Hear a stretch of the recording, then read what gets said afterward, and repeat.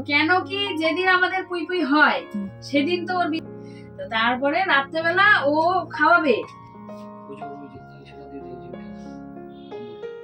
কম্বলটা কই?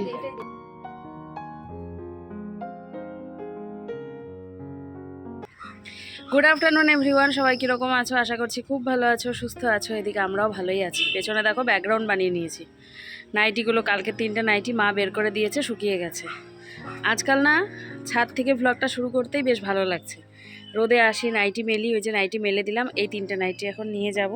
তো মনে হয় যেন এই ছাদ থেকেই তোমাদের সাথে কথা বলে গিয়ে তারপর ভ্লগটা শুরু করি।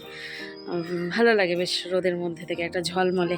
আর ঘরে তো রোদ টোদ আসে না, আলো টালো আসে না সেই রকম, তো লাইট জ্বালিয়ে কথা বলতে হয়, মনে হয় যেন রাতের বেলাতেই কথা বলছি, সেই জন্য। তো যাই হোক, আজকেও সুন্দর রোদ উঠেছে। আজকে হচ্ছে কি বার? বুধবার। আর আমাদের তো আজকে নিরামিষ রান্নাবান্না হবে, কারণ আজকে হচ্ছে দ্বাদশী। আর ঘরের অবস্থা খুব খারাপ, একেবারে উলট পালট হয়ে রয়েছে। এখানটা দেখো না, কি একটা পিঁপড়ে নাকি কি কামড়ে দিয়েছে, লাল হয়ে আছে, চুলকাচ্ছে। তো নিরামিষ রান্না হবে। আর নিরামিষ মানে তোমরাও জানো যে পনির মাস্ট। আর হচ্ছে শাক হবে, পালং শাক, আর তার সাথে কিছু সবজি টবজি হবে। মা করেছে সকালবেলা ঠাকুরকে ভোগ দিয়েছে হচ্ছে পায়েস, আর তার সাথে হচ্ছে করেছে ওই সাদা পিঠা যেটাকে বলি, ওই যে সাজের পিঠে যেটাকে বলে। তো ওই সাদা পিঠে করেছে পায়েস তার সাথে। তো মেয়ে উঠে পড়েছে, উঠে নিয়ে ওই মেকআপ টেকআপ ওইসব নিয়ে গোছাতে শুরু করেছে। কালকে কিনেছে না, সেই জন্য ওগুলো গোছাগুছি করছে আর কি। তো মেয়ে মানুষের জানোই মেকআপের জিনিস খুব পছন্দের হয়। পুজোর শাড়ি মা ধুয়ে দিয়েছে, তার সাথে আরও একটা শাড়িতে মার দিয়েছে। তো চলো, আজকে থেকে আবার নর্মাল জীবনযাপন শুরু, যেটা হচ্ছে গিয়ে টিউশন শুরু। আমার আবার সেই দেয়া নেওয়ার ডিউটি শুরু। তো চলো যাই, গিয়ে ব্লগটা শুরু করি, কাজকর্ম শুরু করি। তোমরা দেখতে থাকো, পাশে থাকো। এই দেখো, সমস্ত মেকআপের জিনিস নিয়ে বসেছে, ও নাকি গুছাবে। শেষ অবধি কতটা গুছাতে পারবে জানি না। এই দেখো, চা খেয়েছি, সব কিছু এইভাবেই পড়ে রয়েছে। ভালো করে ঝাড় দিয়ে নিলাম। আর কালকে এই যে দেখো, দেবলিনার ঘরের এই কার্পেটটা বের করে রেখেছিলাম, তো এটা এখন পেতে দেব এই জায়গাটায়। যদিও এটা একটু বড় হয়, কিন্তু সাইড থেকে আমাকে মুড়িয়ে তারপর পাততে হয়। দাঁড়ো, পেতে নি। তুই এরকম করেই চালাবি, বুঝছিস? সব কিছু জীবনযাপন কিছু পাবি না, দেখবি অনেক ভালো লাগবে তখন। মেয়েকে ওইদিকে বকাঝকা করছিলাম যে তুই আমার সাথে কাজ করিস না, বা তুই একটু ক্যামেরাটা ধরে দিস না। বলছে আমিও তো এদিকে কাজ করছি, মেকআপের জিনিসগুলো গোছাচ্ছি। তারপরে আমি ওকে তাই জন্য বকাঝকা করছিলাম আর কি। তো ভাবলাম যে থাক, আমার স্ট্যান্ডটা ভেঙে গেছে, আমাকে আজকে না হয় ও আছে, কাল যখন স্কুলে যাবে বা টিউশন যাবে তখন তো আমাকে একা একাই করতে হবে। তো সেই জন্যে চুপ হয়ে কাজ করতে শুরু করলাম। আর নিজের কাজ নিজেকে করে নেওয়াই ভালো, অন্যের ওপর ভরসা না করাই ভালো, তাই না বলো? তো করতে যখন আমাকেই হবে, তো সেই জন্যে এই যে কার্পেটটা এখন পেতে নিচ্ছি আর কি। তো প্রত্যেক বছরই বের করি এই শীতের টাইমটা, পেতে দিই ওকে, তারপরে আবার তুলে রেখে দিই। এই নিয়ে হয়তো 3 বছর কি 4 বছর, মনে হয় 4 বছর ধরে, মানে 4টে শীত এই নিয়ে হবে আর কি। আমি এই কার্পেটটা পাচ্ছি খুব কম দাম থেকেই। আমি মিশো থেকে নিয়েছিলাম, জানো তো, বেশ ভালো, খুব বেশি দামও নয়, কিন্তু দেখে বোঝা যাবে না, বেশ মানে দেখতে বেশ ভালো, মনে হয় না যে এত কম দাম। যাই হোক, দুপাশে মুড়িয়ে দিতে হয়, কারণ আমাদের এই জায়গাটা তো খুব মানে সরু আর কি। ওই যদি আলনাটা না থাকতো তাহলে কিন্তু পুরোটা হয়ে যেত, কিন্তু আলনাটা তো রাখতে হবে। ওই আলনাটা যখন আমাদের নিচের ঘরের ছিলাম আমরা তখনকার, তো সেই জন্য ফেলে তো আর দেওয়া যায় না বলো। এই যে পেতে নিলাম।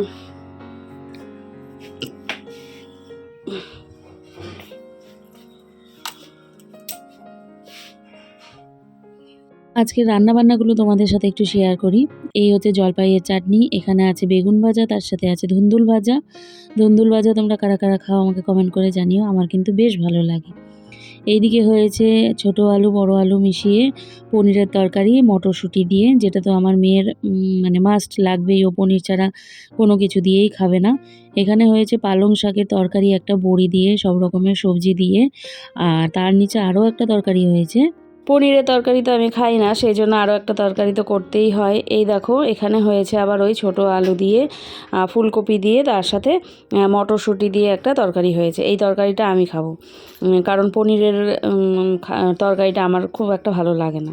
আর এই দেখো তোমাদের বলেছিলাম যে মা পায়েস আর পিঠে করেছে, এটা হচ্ছে ওই সাজের পিঠে আর তার সাথে গুড়ের পায়েস, যেটা হচ্ছে খেজুরের গুড়ের পায়েস।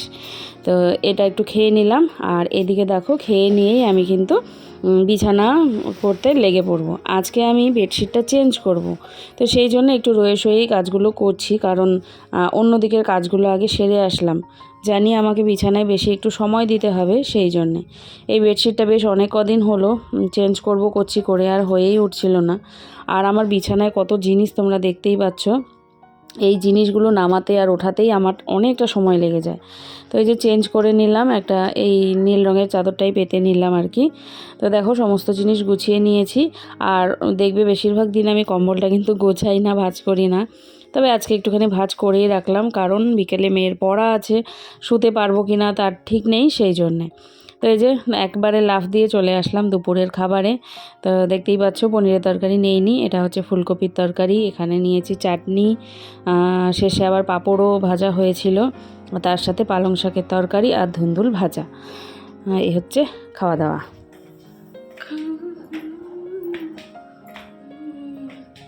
সকালের পরে আবার বিকেলে আসলাম কথা বলতে। মা মনে হয় ছাদে।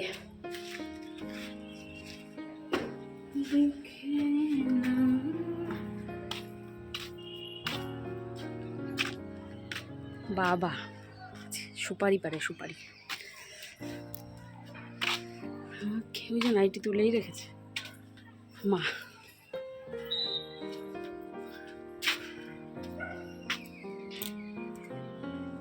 শুকিয়ে গেছে, নিয়ে যাই।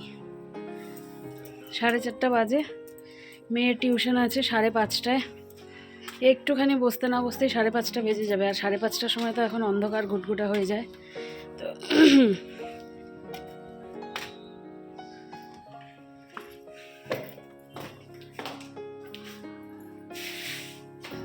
বেরিয়ে পড়বো নিয়ে। শুরু হয়ে গেল আবারও, তাই না বলো? দেওয়া নেওয়া, মাঝে কয়েকটা দিন পরীক্ষা ছিল, তো সেই জন্য দেওয়া নেওয়ার চাপটা ছিল না। যাই হোক, করতে তো হবেই, কিছু করার নেই, তাই না বলো?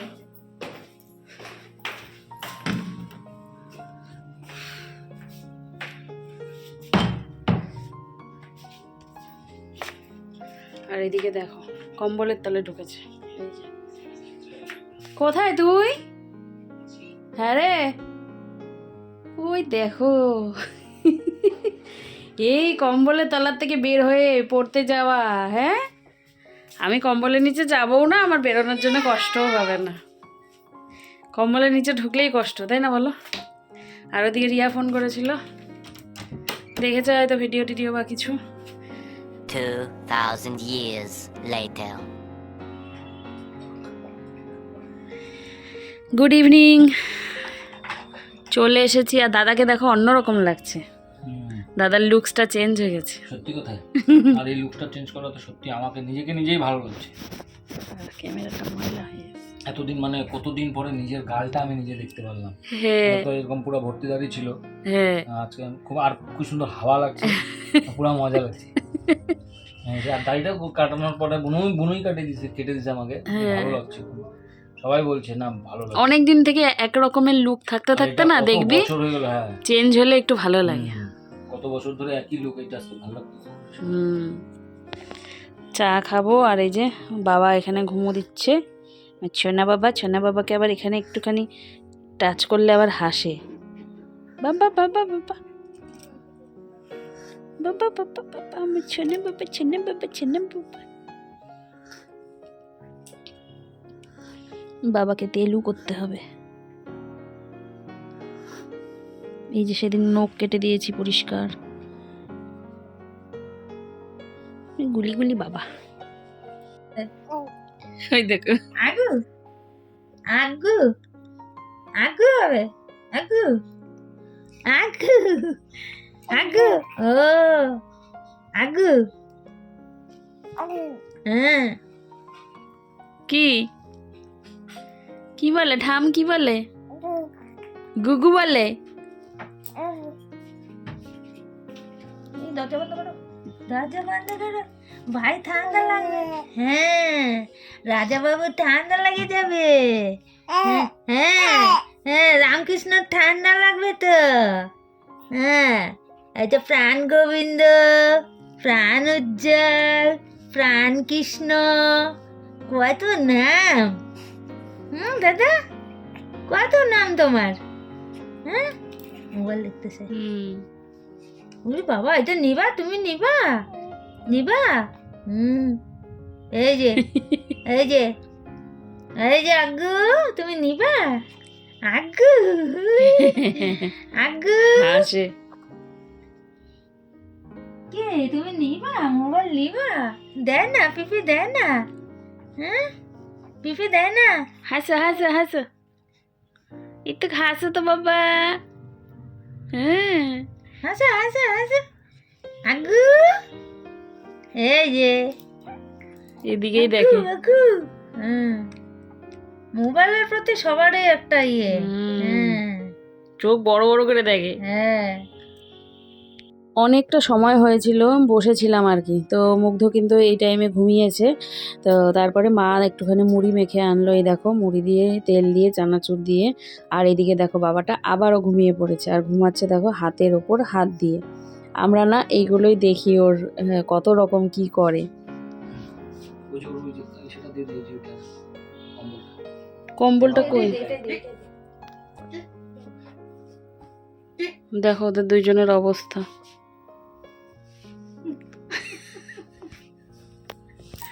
এনার্জি নাই শরীরে। লাইটটা ঢুকে যাচ্ছে, এনার্জি লেস হয়ে গেছে। অনেক পড়াশোনা করছে। আর দাদাকে দেখো, এই দেখো। আর ওই যে পুই পুই, ওর ছেলে খেলবে কি ও খেলে, তাকাই আছে পুই পুইটা। পিছুর দিকে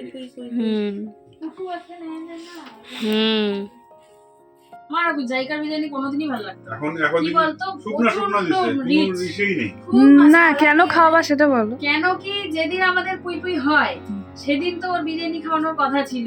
তো নিকিতা ধরছিল প্রথমে বিরিয়ানি খাওয়াবি বিরিয়ানি খাওয়াবি, সেদিন তো আমরা সারাদিন খুব খুশিই ছিলাম। তো তারপরে রাত্রেবেলা ও খাওয়াবে, তো আমরা হচ্ছে তোমাকে খাবার দিতে গেলাম, গিয়ে তো শুনি যে ওকে নিকুতে দেওয়া হয়েছে। তারপরে তো মনটা গেল ভেঙে। যাই হোক, তারপরে সেই বিরিয়ানি এখনো অবধি পেন্ডিং আছে। তো ঠাকুরের ইচ্ছা এখন সব যখন ঠিকই আছে, তো আজকে দাদাকে ধরলাম যে বিরিয়ানিটা কবে খাওয়াবি, এখন আর ছাড়া যাবে না। আমরা এই কয়জন, কলকাতা নিকিতা, আর্সালান বিরিয়ানি যেটা রোডে সে কবে খাওয়াবি সেটা বলিস। ওখান থেকে আনলি হবে। তাহলে 31 ডিসেম্বর খাওয়াইতে পারিস। না না, ওটাতে তো মামা আমাদেরকে চিকেন করে খাওয়াবে। না না, বিরিয়ানি খাবো না। তাহলে 31 ডিসেম্বর তো পিকনিক করব। কি খাওয়াবি বল, কবে খাওয়াবি তাহলে? না না না, তখন তো অন্নপ্রাশন হয়ে যাবে, তখন ডাবল দিতে লাগবে তোমাকে। 31 ডিসেম্বর তো এই তো। না না, এই রিসেন্ট মুখটা দেখো না, এইটুকু হয়ে গেছে। খাওয়াবি না? ও ভাবতেছে এরা তো ভুলে গেছে। হ্যাঁ, খুশি ছিল বাবা, এরা তো আর বলতেছে না না। খাওয়াবো। দেখি কবে খাওয়ায়। না ঠিক না, আছে, এই আমি মাসে মনে খাও। রাখছি। তোর ছেলে 6 মাস বয়স হইতে আসলো। ওইটাই 3 মাস হলো বলেছো। কয়দিন পরে হয়ে যাবে? কিছুদিন পর 4 মাস, তারপর 5 মাস, তো 6 মাসই মানে না, 6 মাসই এটা তাকে খাওয়াবি না? তার মাস অন্নপ্রাশন। হ্যাঁ, 6 মাস অন্নপ্রাশন, তখন তো অন্নপ্রাশনের ট্রিট, অন্নপ্রাশন খাবো। না খাওয়াবো এই মাসে। অন্নপ্রাশনের ডেট ঠিক করতে হবে। যেদিন আমাদের বাড়িতে কিছু ঘটিয়া রান্না হবে ওই দিনকে বলবো আমাকে। আচ্ছা ঠিক আছে, আজকে তো ভালো হয়েছে, পনির হয়েছে, আজকে খাইতে পারতে হবে। না না, বেশি দেরি করা যাবে না, তাই না বলো? অনেক দিন হয়ে গেছে। হ্যাঁ অনেক দিন, এটা কিন্তু ঠিক না। আমাদের তিনটা, তোদের নিকিতা, ওইদিকে টুনি মিষ্টি দিদি। হ্যাঁ বাস, এই যে না খাওয়াবো তো। দাদা খুব টেনশনে হয়ে গেছে। টেনশনও করার গিয়েছে। লাগবে 1000 টাকা। তাহলে খাওয়াবি? হ্যাঁ হ্যাঁ, তাহলে আজকে খাওয়া না সবাই জানে। না, তো কি হয়েছে? আচ্ছা, হঠাৎ করে প্রোগ্রাম হলে একটা ডেট ফিক্স করে খাওয়াবো। হঠাৎ করে না। ভাব বুঝতেছে নষ্ট হবে না। রিয়াকে জিজ্ঞেস কর খাওয়াবে কিনা। খাওয়াবে তো তুমি রাজি তো? হ্যাঁ। নিকুকে জিজ্ঞেস করো, ও তো খাওয়াবে। ওই দিনটা খুব আনন্দের দিন ছিল না বল? লাস্টে হই গিয়ে হই একটু খুশিছিলাম। ঠিক আছে, কোনো ব্যাপার না, এভরিথিং ফাইন লাগলি। হ্যাঁ আচ্ছা ঠিক আছে, তোমাদেরকে সাক্ষী রাখলাম। ও না, যেদিন খাওয়াবো, খাওয়াবে খাওয়াবো। সেদিন তোমাদের দেখাবো যে দাদা খাওয়াই। খাওয়াবো। হ্যাঁ আজকে দাদাকে ধরতে পেরেছিলাম একেবারে ঠেসে, সবাই মিলে ধরেছিলাম। যাই হোক, বাড়িতে চলে এসেছি, আর এসে দেখো কতগুলো রুটি আমি করলাম।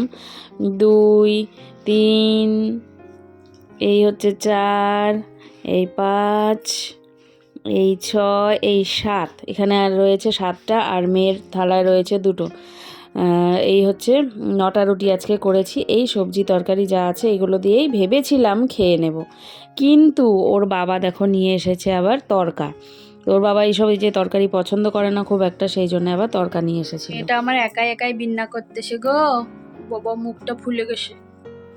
আজকে আমি কই দিনই ন বাবা, একাই একাই করতেছে, বকু দিয়ে দিছি, নাক করছে। আমি যেটাই কোট পরবো সোয়েটার পরবো সেটাই ও নিবে, সেটাই বলে মা এটা তো আমি পরবো, তাই না মা, এই লুকটা তো আমি ক্রিয়েট করব, তাই না? চোর, ওই চোর।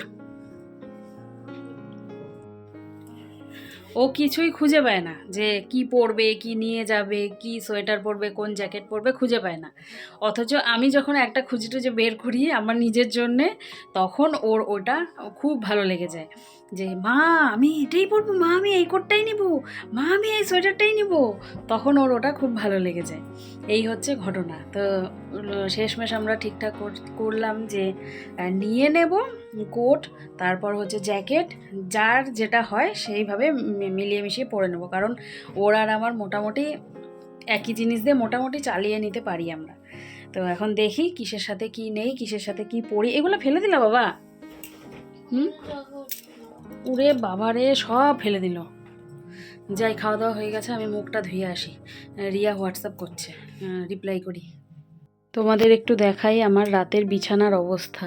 এই দেখো, এই কমফোর্টারটা ওর বাবা ইউজ করে, আর নিচে যে ব্ল্যাঙ্কেটটা সবসময় দেখো তোমরা সেটা আমি ইউজ করি। গায়ের চাদর, মোবাইল, ক্রিম, ভেসলিন, ওর বাবার ফোন, যেই ফোনটায় আমি ব্লগ করছি সেই ফোনটা যাবে। তারপর এই যে নাইটি নিয়েছি, চেঞ্জ করব। আর এই হচ্ছে পাহাড়, এই হচ্ছে মশারি। এই হলো আমার রাতের বিছানার অবস্থা। তোমরা দেখে কেউ হেসো না।